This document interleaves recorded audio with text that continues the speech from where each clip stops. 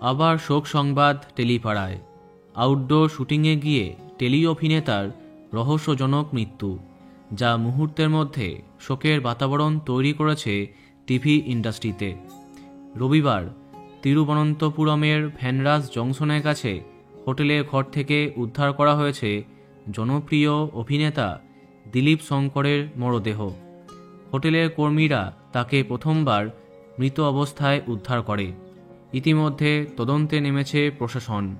দক্ষিণের বেশ কয়েকটি প্রতিবেদনে জানা যাচ্ছে, দিলীপ শঙ্কর নামে ওই অভিনেতা 4 দিন আগে তিরুবনন্তপুরম গেছিলেন পঞ্চগ্নি নামে এক ধারাবাহিকের শুটিংয়ের জন্য।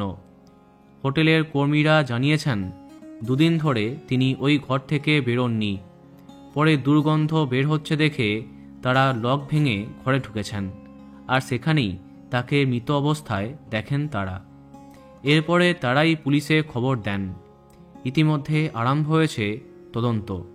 ধারাবাহিকের পরিচালক জানিয়েছেন, দিলীপ শঙ্কর শুটিং থেকে 2 দিনের বিরতি নিয়েছিলেন, আর এর মাঝে তার কোঅ্যাক্টরদেরকেও কোনো সাড়া দেননি।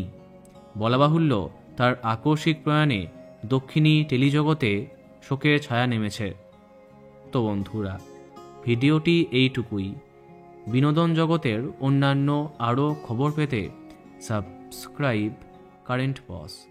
ধন্যবাদ।